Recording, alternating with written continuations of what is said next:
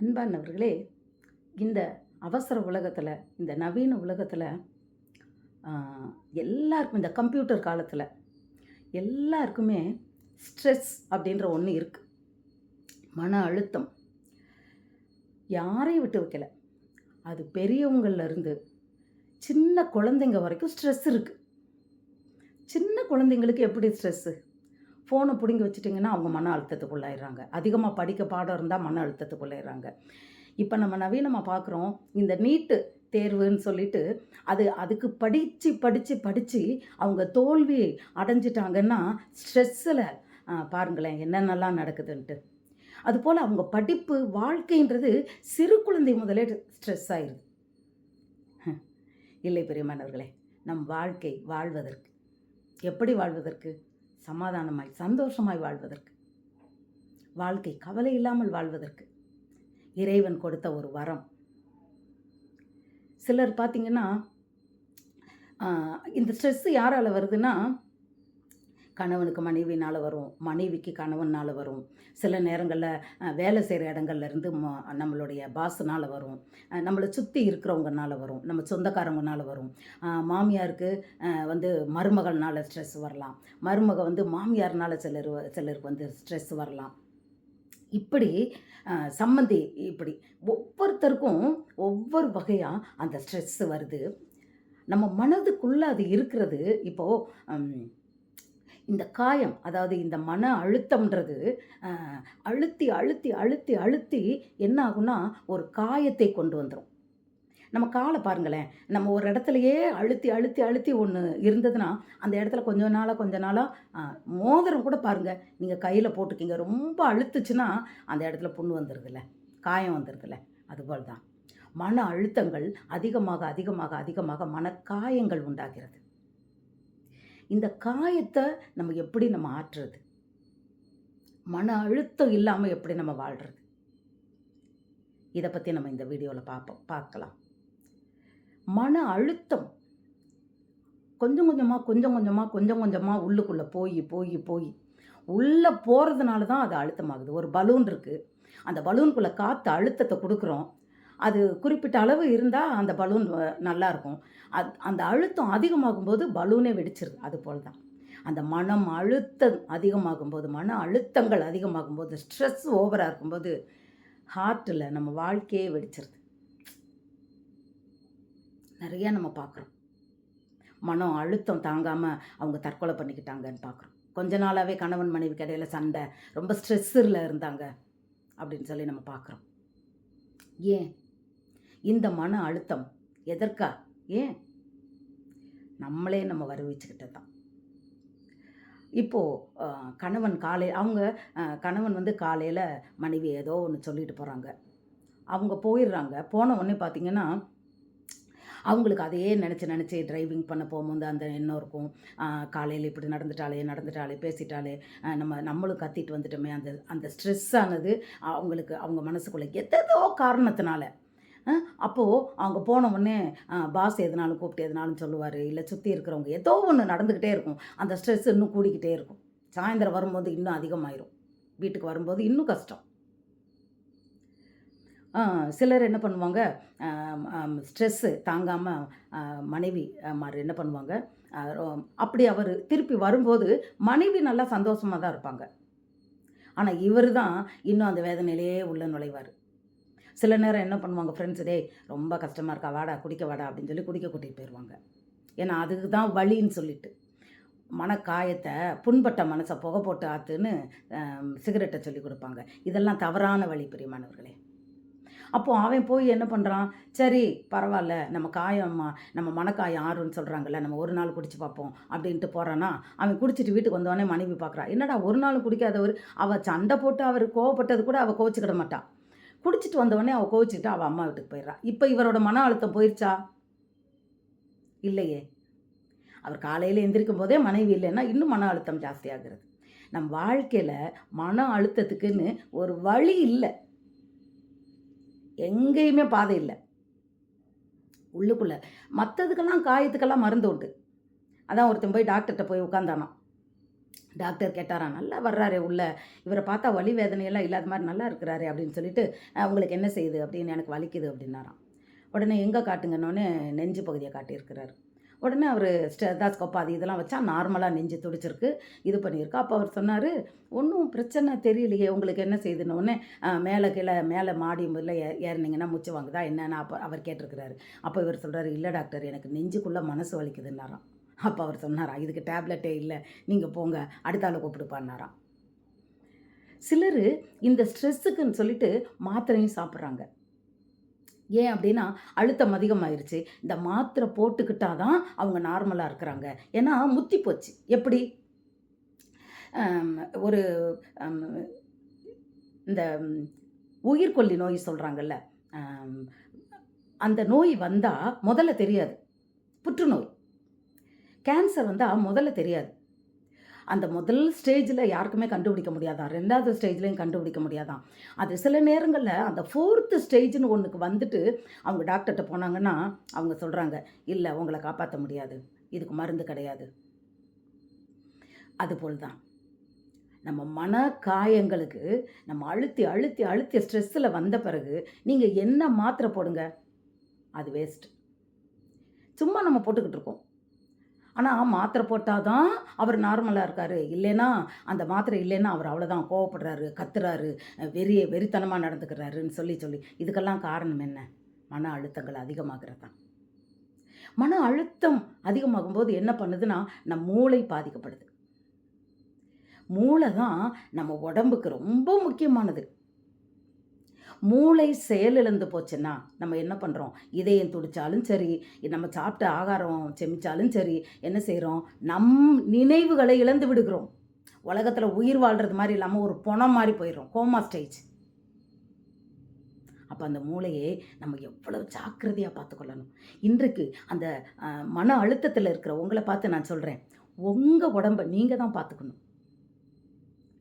உங்களுடைய மூளையை நீங்கள் தான் ரொம்ப கேர்ஃபுல்லாக பார்த்துக்கணும். மூளை சிதைவடையும் போது உறுப்புகள் எல்லாமே அது மாறுது, தாறுமாறாக போகுது. ஏன்னா ஆண்டவர் சொன்ன அந்த படைத்த மூளை, அதில் இருக்கிற அந்த மைன்யூட்டான நரம்புகள், இதை ஒரு மனுஷனாலேலாம் உருவாக்க முடியாது. கடவுள் படைத்த அந்த மூளை அவ்வளவு, அத்தனை மடிப்புகள், அத்தனை நரம்புகள், அதுக்குள்ளே ரத்தம் போகிறது, அதிலிருந்து கட்டளை புறப்பட்டு உங்கள் உடம்புக்கு போகிறது. ஒரு சின்ன இடத்துல ஒரு கிளாட் ஆகிட்டா கூட பாருங்களேன் எவ்வளோ கஷ்டம் வருதுன்னு.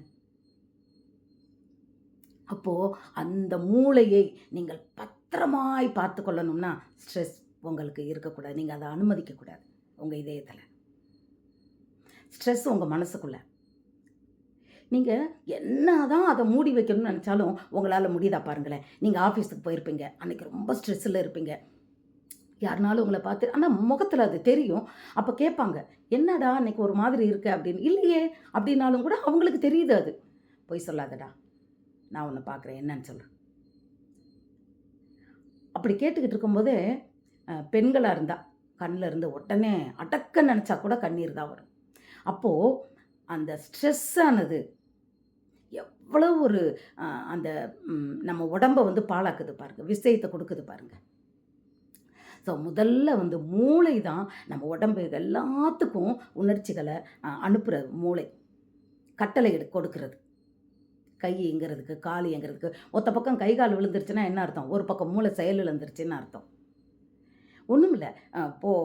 போன மாதம் இது உண்மையாக நடந்தது. ஒரு கல்யாண வீட்டுக்குள்ளே அண்ணன் தம்பி அக்காவும் தம்பியும் ரொம்ப நேரம் பேசிக்கிட்டே இருந்தாங்களாம். கல்யாண வீட்டு சத்தத்துக்குள்ளே பெரிய பெரிய அந்த கொட்டு இதெல்லாம் பண்ணுறதுல அவங்க பேசிட்டு ரொம்ப நாள் கழித்து சந்தித்தவங்க பேசிகிட்டு இருந்தாங்களாம். அப்போ திடீர்னு என்ன பண்ணியிருக்கான், தம்பி என்ன பண்ணியிருக்கான், ஏதோ ஒன்று சொன்ன உடனே அக்காளுக்கு கோவம் வந்து வாய்ஸை வந்து அதிகமாக ரேஸ் பண்ணி அந்த விஷயம் பொறுக்க மாட்டாமல் அவங்க வந்து சத்தமாக பேசியிருக்காங்க. சத்தமாக பேசிக்கிட்டே இருந்தது சண்டையாக மாறி இருக்கு. அந்த சத்தம் போட்டு சண்டை போட்டவுடனே ஆன் த ஸ்பாட்டு கையை இப்படி தூக்குன கை கீழே இறக்க வராமல் அப்படியே ஸ்டாப் ஆயிடுச்சா. உடனே என்ன பண்ணியிருக்காங்க, உடனே வந்து அவங்கள ஆஸ்பத்திரி கூட்டிகிட்டு போயிருக்காங்க. ஆஸ்பத்திரியில் இருந்த மணிக்கு அவங்க இறந்துட்டாங்க. ஏன்னா இது கையை பாதிக்கலை, மூளையை பாதிச்சிருக்கு. இன்றைக்கி நிறைய பேர் என்ன தெரியுமா, சத்தமாக கத்துறது, டென்ஷன். வேண்டாம் பிரியமானவர்களே. கவலைப்படுவதனால் என்ன காரணமும் இல்லை. நீங்கள் கத்தி ஆக்ரோஷமாக பேசுகிறதுனால யாரும் மாற போகிறதில்ல. நம்ம இந்த டென்ஷன் இல்லாமல் இருக்கோன்னா நம்ம தான் மாறணும். அதுக்கு ஒரே வழி நம்ம தான் நம்மளை பார்த்துக்கணும். நம்ம மூளையை பத்திரமா பார்த்துக்கணும். கோபம் இல்லாமல் இருக்கணும். எதையும் கண்டுக்கக்கூடாது. அப்படி எப்படி வாழ முடியும்? நீங்கள் உங்கள் கண்ணாடியில் போய் உங்கள் முகத்தை பாருங்கள். உங்கள் முகம் உங்களுக்கு தெரியுதுல்ல, அதுபோல் தான் உங்கள் ஹார்ட்டு, உங்கள் இதயம் எப்படி. நீங்கள் கத்துறதெல்லாம் நீங்கள் நல்லவங்கன்றது மாதிரி தான் நம்ம மற்றவங்கள பற்றி பேசுகிறோம். அப்போ நம்மளுடைய இதயம் எப்படின்றத நீங்கள் உணர்ந்தீங்கன்னா அது நம்மளை சொல்லும். பைபிள் என்ன சொல்லியிருக்கு?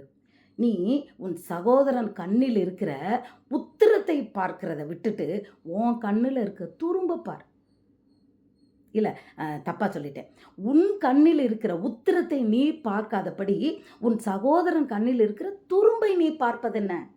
நீ ஏன் அவனை குற்றம் சொல்ற? அவன் கண்ணில் சின்ன துரும்பு தான் இருக்குது, அவன் உன் கண்ணில் பெரிய உத்திரமே இருக்குது. அப்படின்னா நீ தப்பு பண்ணியிருக்க, பெரிய பாவம் பண்ணியிருக்க. அவன் கண்ணில் சின்னதை தானே. அவன் ஏன் அவனை நீ குற்றம் சொல்கிற? பாருங்கள். அப்போது நம்ம யாருன்னு பார்க்குற கண்ணாடி பரிசுத்த வேதாகம்.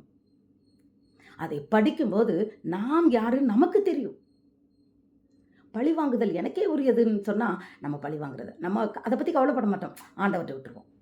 நீ கவலைப்படாத, கவலைப்படுறதுனால என்ன உனக்கு லாபம் உண்டு, எல்லாற்றையும் என்னட்ட இறக்கி வச்சு நான் உனக்கு இளைப்பாறுதல் தருகிறேன் என்னவொன்னே கவலையை மறந்துடும். பயப்படாத என்னவொன்னே நம்ம பயம் போயிடுது. நிறைய பேருக்கு பயத்தில்னால ஸ்ட்ரெஸ்ஸு. எதிர்காலம் என்னமா இருக்குமோ, நம்ம எப்படி இருக்குமோ பயந்து பயந்து பயந்து அது ஸ்ட்ரெஸ்ஸாக மாறுது. நம்மளுடைய வாழ்க்கை நம்ம கையில் அழகாய், அது ஒரு ரோஜாப்பூ மாதிரி, ரொம்ப அழகான ஒரு வாழ்க்கை. இந்த வாழ்க்கையை ஸ்ட்ரெஸ் இல்லாமல் வாழ்கிறதுக்கு நீங்கள் தான் முழு காரணம். மற்றவர்களை குறை சொல்கிறத முதல்ல நிறுத்துங்க. மற்றவங்களை திருத்துறத முதல்ல நிறுத்துங்க. வேண்டாம். மற்றவங்க சொல்கிறதுனால காயப்படாதீங்க. எதுக்கு எடுத்தாலும் மன வேதனைப்படாதீங்க. எல்லாத்தையும் மறந்துடுங்க. அடுத்தவங்க உங்களுக்கு அதிகமாக செஞ்ச பெரிய அநியாயத்தை கூட மறந்துடுங்க, மன்னிச்சிருங்க. நீங்கள் மன்னிச்சிட்டாலே உங்கள் உடம்பு ஸ்ட்ரெஸ் ஃப்ரீ ஆயிரும். அந்த மன்னிக்கிறதுக்கு அன்பு வேணும். உங்களுக்கு அந்த நல்ல மனசு வேணும், அன்பு இருக்கணும். அப்போ தான் மன்னிக்க முடியும். மன்னிங்க, உங்கள் ஸ்ட்ரெஸ் எல்லாம் போயிடும். ஸ்ட்ரெஸ்ஸோடு வாழ்கிறது எவ்வளவு கஷ்டன்றதை உணர்ந்து அது ஃப்ரீயாக நீங்கள் வாழ்கிறதுக்கு பழகிக்கங்க. நம்ம தான் அதுக்கு காரணம். நம்மளுடைய மூளையை நம்ம பத்திரமா பார்த்துக்கணும். கடைசி வரையிலும் நம்ம ஆரோக்கியமாக வாழணும். அதுக்கு ஸ்ட்ரெஸ் ஃப்ரீ. நிறைய மனைவிமார்கள் வீட்டுக்காரர் சொல்கிறத நினச்சி தான், கணவனை நினச்சி தான் நிறையா ஸ்ட்ரெஸ் இருக்கும். பிள்ளைங்க செய்கிறத நினச்சி தான், அவங்க சொல்கிறத கேட்க மாட்டேன்றாங்க, வச்ச இடத்துல வைக்க மாட்டேன்றாங்க, இதை பண்ண மாட்டேன்றாங்க, அதை பண்ண மாட்டேன்றாங்க, சரியாக படிக்க மாட்டேன்றாங்க. ஏன் கவலைப்பட்டுக்கிட்டு இருக்கீங்க? மாறும். நம்பிக்கையோடு உங்கள் வாழ்க்கையை நடத்துங்க. பொறுமையோடு பிள்ளைங்களை ஹேண்டில் பண்ணுங்கள். அன்பாக இருங்க. ஒரு நம்பிக்கை உள்ள, ஒரு விசுவாசம் உள்ள ஒரு வாழ்க்கை வாழுங்க. மனிதனால் கூடாது, தேவனால் கூடும். உங்களால் முடியாதது எல்லாமே தேவனால் முடியும். அவர் பாதத்தில் இறக்கி வச்சிருங்க. விசுவாசத்தோடு உங்கள் வாழ்க்கையை சந்தோஷமாக வாழுங்க. நீங்கள் ஹாப்பியாக வாழணுன்றது தான் ஆண்டவரோட விருப்பம். சந்தோஷம். ஒரு கல்யாண வீட்டுக்கு போன இடத்துல பஃபே வச்சுருந்தாங்களாம். அப்போது ஒருத்தன் போனவன் என்ன பண்ணியிருக்கான், என்ன ஏதுன்னே அது தெரியல. அதில் என்ன டிஷ் இருக்குது, என்ன இருக்குது, எதுவுமே தெரியல. இது கோழியா, இது ஆடா, இதுவா, எதுவும் தெரியல. ஆனால் அவன் என்ன பண்ணியிருக்கான், அடித்து கட்டி எல்லாத்தையும் எடுத்து ருசி பண்ணி சாப்பிட்டு சந்தோஷமாக வெளியே வந்திருக்கான். இன்னொருத்தர் போனவர் என்ன பண்ணியிருக்கிறாருன்னா, பயந்து ஐயோ இதை திங்கலாமா, ஐயோ இதை தின்னா வயிற்றுக்கு எதுவும் ஆயிருமா, இது சாப்பிட்டா நல்லதா, இது என்னென்னு தெரியலையேன்னு பயந்து பாதி வயிறு கூட சாப்பிடல, வெளியே வந்துட்டார். அவருக்கு பசி எடுக்குது. இதுபோல் தான் வாழ்க்கை பிரியமானவர்களே. உங்கள் வாழ்க்கை உங்கள் கையில். சந்தோஷமாக வாழுங்க. மற்றவங்களை நீங்கள் பார்க்காதீங்க. உங்கள் நம்பிக்கையை கடவுள் மேலே வைங்க. கர்த்தரை தெய்வமாய் கொண்ட ஜனம் பாக்கியம் உள்ளதுன்ற வார்த்தைப்படி நம்மலாம் பாக்கியவான், பாக்கியவதி. நம்ம ஏன் கவலைப்படணும்? நம்ம ஏன் பயப்படணும்னு சொல்லி தைரியமாய் உங்கள் வாழ்க்கையை சந்தோஷமாய் வாழுங்க. ஸ்ட்ரெஸ்ஸுன்றத மனசில் வச்சுக்கிடாதீங்க. அன்னன்னைக்கு எல்லாத்தையும் அந்த வசனங்கள் மூலமாக வெளியேற்றிருங்க. ஸ்ட்ரெஸ்ஸு வசனங்களை நீங்கள் வாசிக்க வாசிக்க வாசிக்க அந்த உள்ளத்தில் இருக்கிற எல்லா காயங்களும் ஆறிடும். நிச்சயமாக ஒரே ஒரு டேப்லெட் இன்றைக்கி உங்களுக்கு சொல்கிறேன். அதாவது அந்த மனக்காயத்தை ஆற்ற டேப்லெட். நான் கர்த்தருக்குள் மகிழ்ச்சியாக இருப்பது எனது பலன். அந்த வார்த்தையை நீங்கள் நம்பிக்கையோடு சொல்லுங்கள். கர்த்தருக்குள் நான் மகிழ்ச்சியாக இருப்பதே எனது பலன். சந்தோஷமாக இருப்பீங்க. ஆமாம், உலகத்தை நம்ம பார்க்கும்போது நமக்கு கவலை தான். தேவனுடைய பாதம் நமக்கு சந்தோஷம், சமாதானம். ஸ்ட்ரெஸ் ஃப்ரீயாக வாழுங்க. மற்றவங்களுக்கும் நீங்கள் ஹாப்பியான ஒருத்தவங்கள ஆத்மாவாக இருங்க. God bless you.